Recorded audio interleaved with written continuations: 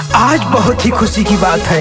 Actress करिश्मा सिंह का आज जन्मदिन है और पूरा परिवार खुशी के माहौल में मगन है। इसी माहौल को और भी रंगीन बनाने के लिए आश्रम म्यूजिक की पूरी टीम की तरफ से बहुत बहुत बधाई, बहुत बहुत शुभकामनाएं।